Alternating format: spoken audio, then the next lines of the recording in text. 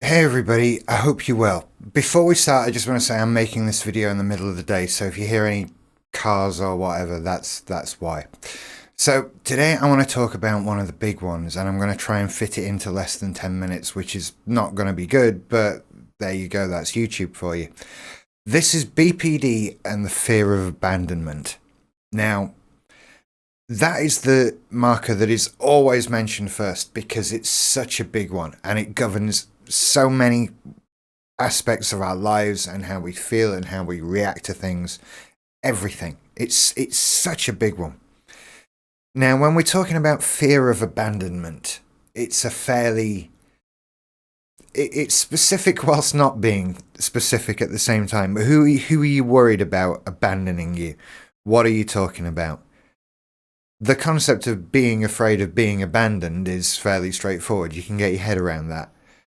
Well, the thing is, it's everybody and everything all the time. Who am I worried about abandoning me? Everybody I've ever met, every friend I've ever had, every family member there is, I'm afraid of that happening in a variety of different ways. It could happen willfully. I might upset somebody and they decide to abandon me. And by abandon, of course, I mean just not be in my life anymore.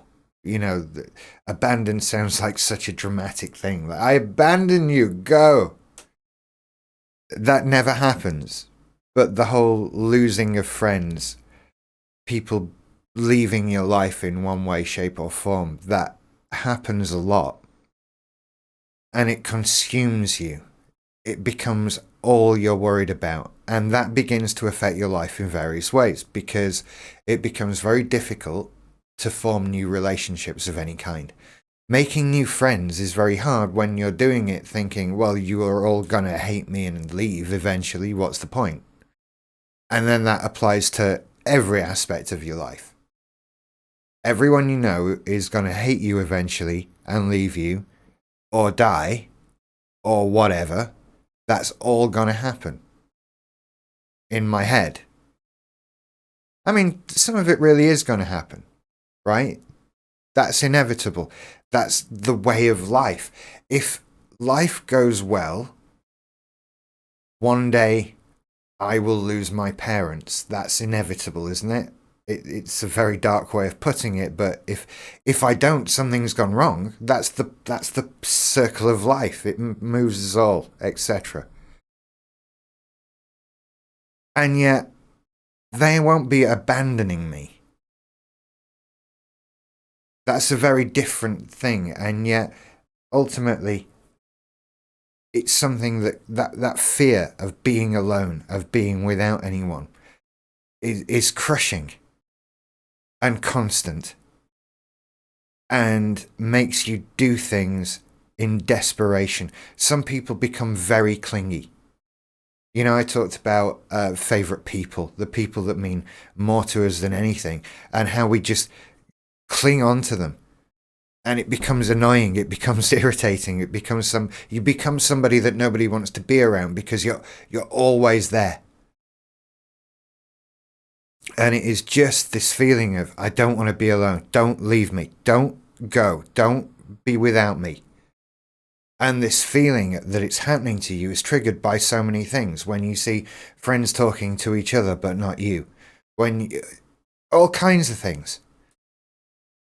And it just screws you up. I haven't quite found a way yet to make this go away entirely. Right? It sits with me all the time. It's become a little less so, and you can stop reacting to it so dramatically because, you know, that extreme reaction to anything is very BPD as it is. So we react very extremely to our feelings, which are constant and negative, etc. I don't know if there is a way to get around it. Whether this is something that I will just always have to live with and try and react to accordingly. These are the sort of obtrusive thoughts, feelings you don't want or need, things you know are not realistic or true. But they take on such a big role in your life that everything you do has to be about them. And so it's a case of trying to minimize their effects, looking at what do these feelings do to me, how do I react in the incorrect way, and what is the correct way to behave in that situation. That sounded a little bit complicated. Most of BPD is based off incorrect reactions, right? We think something is happening, it's not really happening, and we react in an extreme way to the thing we think is happening, but to everyone else, we just look insane. Okay? And so it's about looking at a thing and thinking what it is, and then realizing, hang on, no. Whenever I think something is that, I'm always wrong. That's always a BPD thing. And I always go off like this, and I do that, and I can recognize this behavior now when it happens.